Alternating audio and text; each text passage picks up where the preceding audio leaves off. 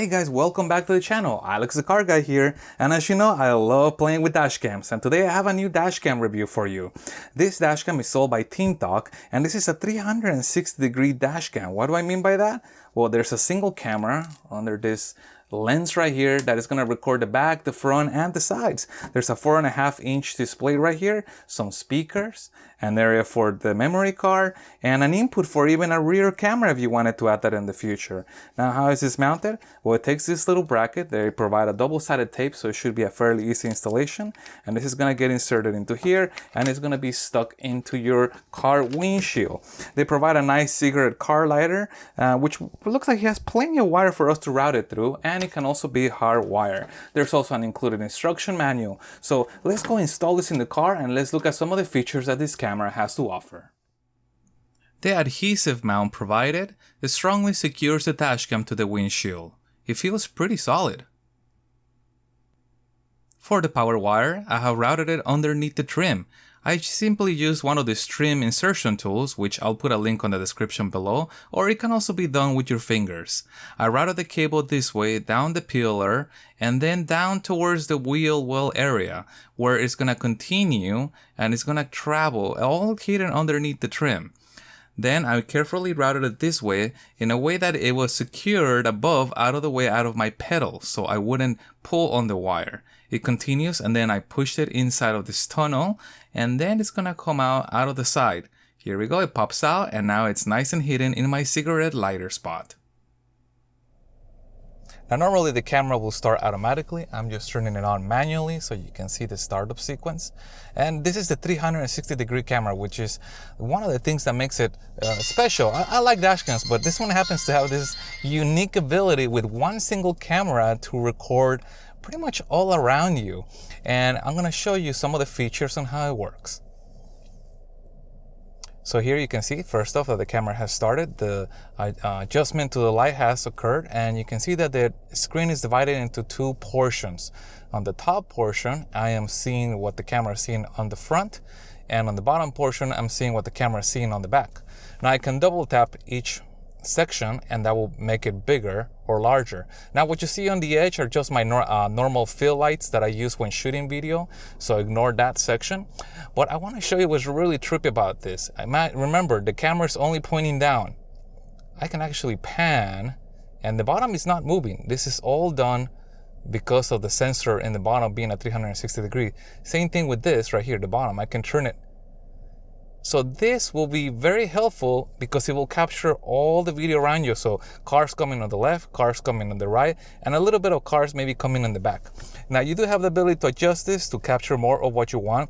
If you're more interested in capturing the back, you can just bring this up like that and you'll capture the back. If you want to capture more of what's in the front, you just bring that up and you capture more of what's in the front. Now, that's not only the only thing. Let's look at some of the modes. It's pretty cool. When you go to ball mode, in this mode right here, you can actually experience the 360-degree capability of this camera. So in every mode, it's recording all of it. But in the view mode is how you can change how you want this to be displayed. So I could see this being a perfect solution for somebody who wants to have a dash cam but also record the interior, such as if you're an Uber driver or a Lyft driver, or if you're going to the track and want to capture the activity or everything that's going on around you. Now, one of the other modes, let's go here, is the 4 mode. This mode shows you all 4 views out of 360 degrees from back, left to right. Pretty crazy. In wide mode is if you choose to only want to record an area, a single area. So I'm going to turn this all the way to the top. And as you can see now, I am recording a larger area on the front only, nothing on the back. I'm going to tilt this back up to, again, my favorite mode or view mode is this. I like to record the front and I like to record the sides. To start and stop the recording, all I have to do is hit here. Normally by default, it's always going to record when I fire up the car. Now, if I want to stop the recording, I can just click again and the recording has stopped. I can also take a picture.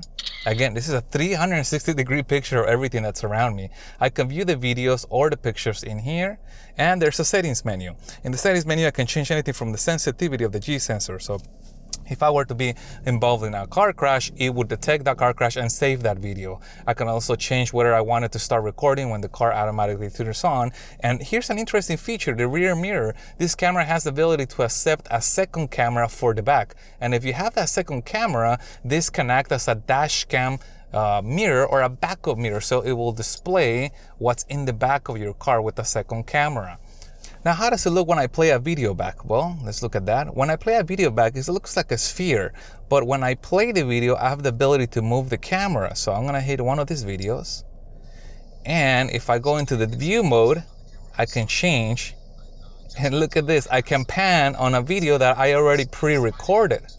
I can also see it like originally was recorded front and back, or I can see the 4-channel view mode. So it's really neat that you're able to play back a video and interact with it like this. I'm gonna stop that and go back here.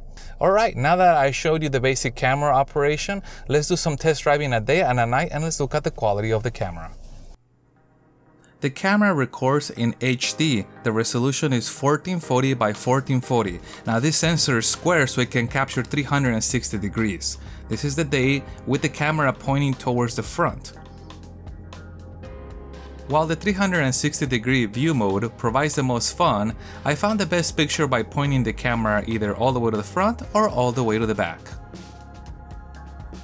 The same thing at night applies. If you're just strictly looking for the best picture, I will point the camera to the front. But if you want that cool 360 degree views, just point the camera down and it'll record the front and the interior passenger compartment.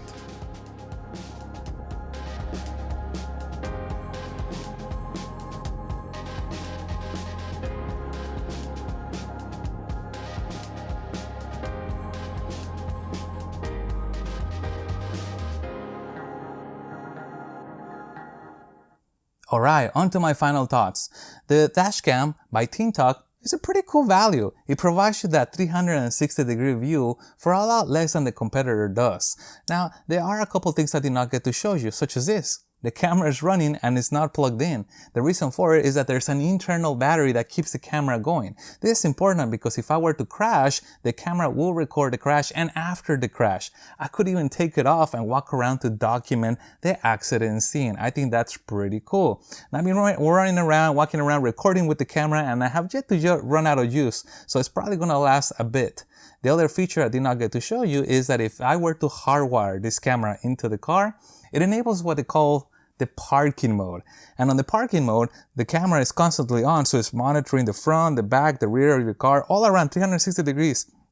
And if somebody were to impact your car, you'll have a record of what happened. Now, what are the things I would like to see improved on the next generation? Well, this is one of them. This sensor right here, while it is high definition, I would like to see this be upgraded to, let's say, a 4K. I think a 4K sensor here will really give you some awesome video.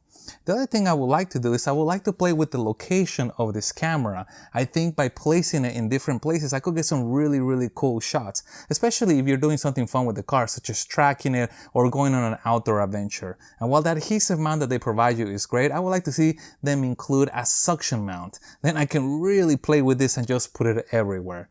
Well, that concludes the review of this camera. If you guys are interested, I'll put a link on the description below. If you have any other questions about the camera, also comment below. And if there's any other camera you'd like me to review, please let me know. Hope you guys enjoyed this review, and if you found it helpful, make sure to thumbs up and subscribe as I have more power reviews coming up, and see you on the next one.